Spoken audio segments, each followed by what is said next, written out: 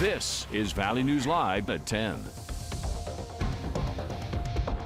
We have no reason to think this was anything other than an isolated attack by a stranger.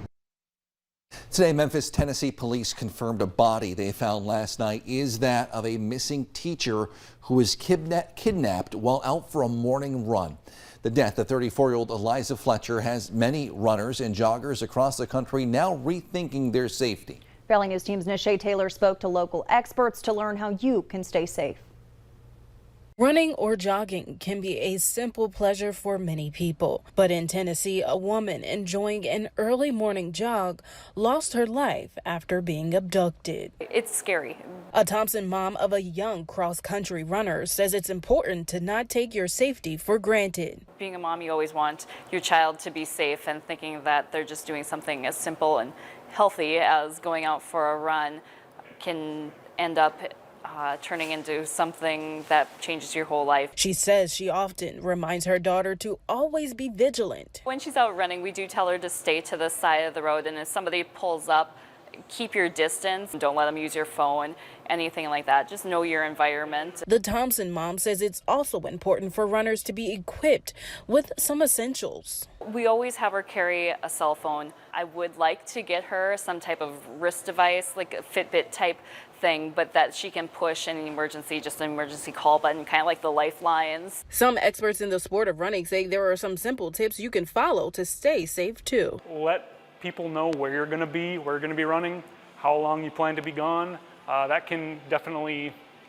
help others pinpoint your location. Running with a friend could also be an option, or participating in group sessions. That's where you get to meet other runners like yourself. Running in a group, people feel much safer that way. You can also carry certain items that might help save your life. You can run with like pepper spray or little rings with knives on them, or a little tiny pinprick. Anything to protect yourself. And considering the time of day could also be crucial. Some people, that is their only option, to run either very early or late at night. The safest options would be during daylight. In Grand Forks, Nisha Taylor, Valley News Live. Following the recovery of Fletcher's body, police filed 2 more charges against the person charged in that attack: first-degree murder and first-degree murder while kidnapping. Today in court, the suspect told the judge he cannot afford his attorney or a $500,000 bond. New tonight, International Market Plaza on Main Avenue in Fargo was vandalized with graffiti of Patriot Front, a white nationalist hate group. This is the 3rd incident of Patriot Front graffiti reported to FPD this year, but the actual number of incidents is likely much higher. An organizer for a GoFundMe page set up for the Immigrant Development Center says they're heartbroken and never imagined they would see this happen in our community.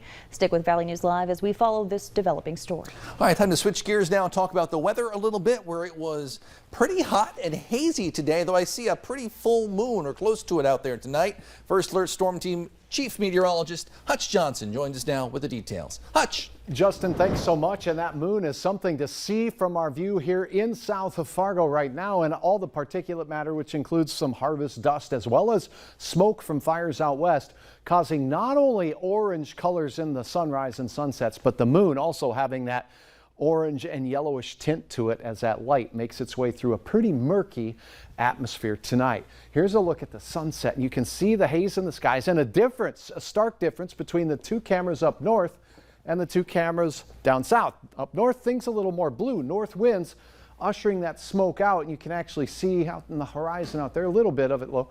Also, sunset time's a little bit different. Notice our 2 southern cameras, that sun, well, very red in the sky, but it dipped down here before up north. Kind of cool to see the stark contrast across the region. Some unhealthy conditions at about 90. That puts us in that yellow category, so a moderate level for our air quality here in Fargo. Temperatures near 60 degrees this evening, and as we head through the overnight, we're on our way to the 50s.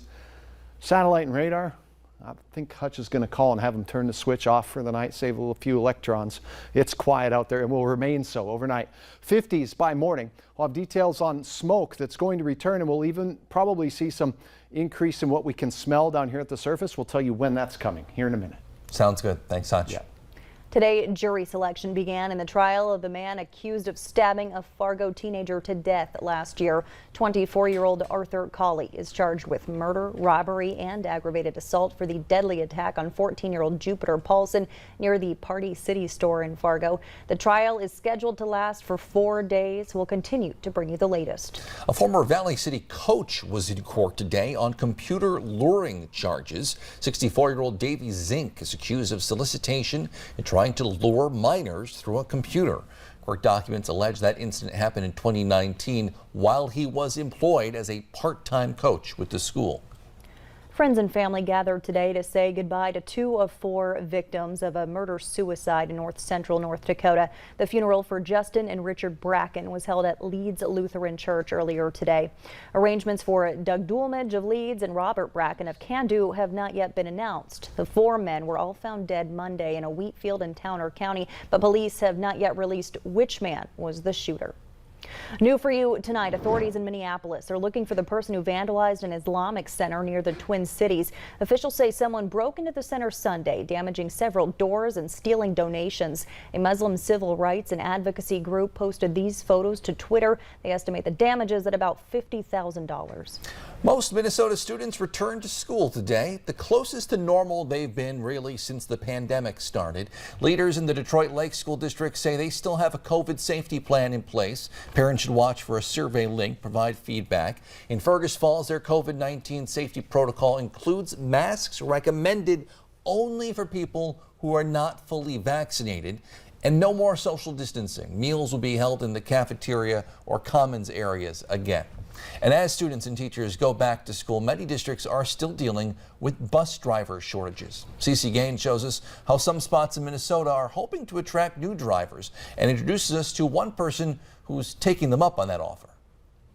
Welcome to Bus 241. Dave Herzog is more than ready to welcome back students this year. We'll be welcoming about 9,500 students on the first day of school. He's been driving for Durham School Services in New Hope for a little over a year now, coming out of retirement for a special reason. Actually, my grandson is a student in the school district, and he didn't have a ride last year. So Dave spent hours training, hoping to be a part of the bus driver shortage solution. We all have played kind of a unique role in the challenge of educating kids these days. Now that a new school year is here, school districts are working hard to make sure what happened last year doesn't happen this year. We're in a much better place. We've been working hard all summer long to recruit drivers. That's General Manager Clinton Holder. He says Durham School Services is offering more than most to hire drivers and keep the ones they have. We're offering a $2,000 sign-on bonus for somebody without any experience, and then a $5,000 bonus for somebody with existing CDL experience. That offer is a big hit.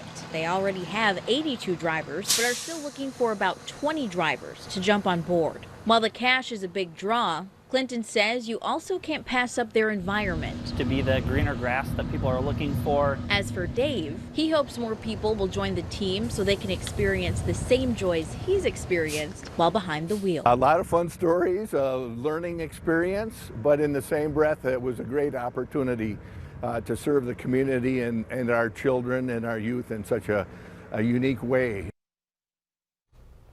Meanwhile, new information out of Grand Forks. The heat is impacting schools there for more than just today. Grand Forks is dismissing early at Lewis and Clark, Nathan Twining, Valley, Viking, and Wilder schools again tomorrow and Thursday. Classes will let out at noon. All elementary and middle school athletic activities are canceled. We have more details on specifics posted on your VNL News app. New for you tonight, West Fargo firefighters spent today at the Cheyenne Hornbachers all day from 10 a.m. to 8 p.m. filling the boot and helping raise funds for the Muscular Dystrophy Association. Since 1954, firefighters all across the country have collected critical funds in the community as part of the Fill the Boot program. Check this out. Derek, the 7-year-old boy who became popular on social media for his enthusiastic love of corn, has now been named South Dakota's official corn ambassador. South Dakota Governor Kristi Noem signed the executive proclamation on that matter, and over the weekend, Tarek accepted an invitation to the Corn Palace in Mitchell, South Dakota. Stuck in my head for the rest of the show now. It's got the juice. Yeah. The next 5 years of national farm policy is being looked at by Congress. The previous 5-year farm bill is set to expire next September. Valley News Live Washington Bureau reporter Brendan Cullerton tells us how that process could go. The world has changed a lot on U.S. farmers over the past 5 years. Farming and legislative leaders say policy needs to keep up. The COVID-19 pandemic was a difficult time for U.S. agriculture. The National Farmers Union says it exposed farmers' lack of control in getting their products on store shelves. Because of corporate monopolies in the middle of the food chain, we didn't have a lot of marketing options for farmers when tough times hit, when the pandemic upended supply and demand. The NFU says more options for farmers to sell goods and buy supplies will help them and save customers money at the grocery store. As the ranking member of the Senate Agriculture Committee, Arkansas Senator John Bozeman will play a large role in crafting the farm bill. Bozeman says farmers need a better safety net for crops. They spend all the money to get it planted. Maybe they have crop failure because of drought. We've experienced that so much throughout the country. Bozeman says the next farm bill should also focus on conservation and innovation to protect farmers from severe weather. The research dollars that we put into the farm bill, scientists are discovering different strains of crops that are more drought tolerant.